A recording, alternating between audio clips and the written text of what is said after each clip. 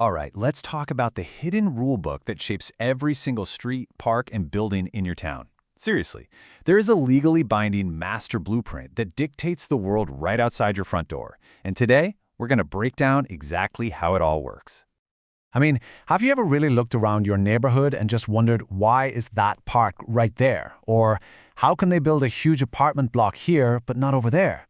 It might all seem a little bit random, but I promise you it is anything but. The answer to why your city looks the way it does, well, it pretty much all comes down to one really powerful official document. A document that every single municipality in Norway is legally required to have. That's right. It's not just a collection of random decisions. There is a single comprehensive plan that governs what happens to every square meter of land. It's the ultimate guide for a town's development, and it has a very specific name. So this master plan is officially called the Kommunalplan's arealplanlegging. It's a bit of a mouthful, but it basically translates to the land use part of the municipal plan. And this is the document we're going to pick apart today. At its core, this is the legal blueprint for the future of your town. And it's not optional. Every municipality has to have one. It gives a complete overview of what's going to happen with all the land inside its borders. Think of it as the foundation for absolutely all development. Okay, so a plan for an entire municipality sounds incredibly complex, right? But here's the good news. We can pretty much understand the whole thing by breaking it down into three simple core components. Let's call them the building blocks. These three parts have to work together. You've got the description, which tells the story, the map, which shows the big picture, and the rules, which, well, that's what makes it all legally binding. So let's start with the story, the description. First up is the planbeskrivelse, the description.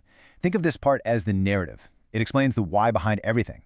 It'll describe how things are now, what the town wants to change, and why. But, and this is absolutely crucial, this part has no legal effect whatsoever. It's just the context, not the law. Next, we've got the plank cart, or the map. And this is where things get really serious. This map is a legally binding, color-coded guide to the entire municipality.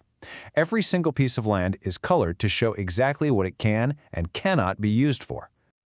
So, what do all these colors mean? Well, the law defines 6 main categories for things like buildings, transport, and green spaces. But look at this. The biggest category is almost always LNFR. That stands for Land for Agriculture, Nature, and Outdoor Life. These are the huge protected green spaces where, for the most part, new development is off-limits. And finally, we have the planbestemmelse, the rules. If the map shows you where things can happen, the rules tell you exactly how they can happen. This is the legally binding fine print. It gets into specifics like building heights, density, parking rules, and can even demand that, say, a school has to be built before anyone can move into new houses. And these rules? They're binding for everyone, developers, the city, and you. So let's do a quick recap. The description explains why, but it has no legal power. The map shows where things can happen, and the rules set the detailed terms for how they happen. And remember, the map and the rules are the two parts that are absolutely legally binding. That's the key takeaway. But this kind of raises a bigger question, doesn't it? How does a municipality even decide to make or update one of these massive plans in the first place? Well, it turns out it all starts with a strategy. Before a single line is drawn on a map, the local council has to do a strategic review. It's called a plan strategy. And basically, it's where they look at all their existing plans and decide, okay, which ones do we need to work on for the next few years? Which ones are outdated?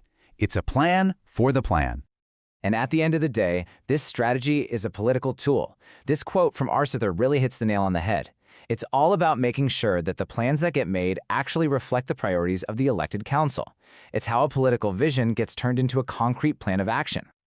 Okay, so we've been through a lot of official terms and processes, but what does any of this actually mean for you, just living your life in your community? Let's bring it all back home. This right here is the most important thing to remember. The Kommunalplanens arealplanlegging is the rule book that directly impacts your environment.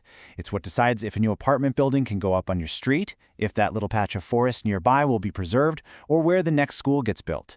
It really is the silent force shaping your daily life. And things can get even more focused. Bigger municipalities often create what are called Kommunal delplaner. Think of them as sub-plans for specific towns or areas. This lets them zoom in and create more detailed goals for individual communities while still fitting into the big master plan.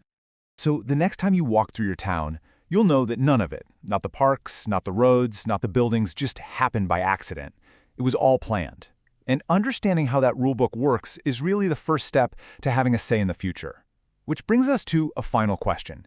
Now that you know the rules of the game, what would you plan for your community?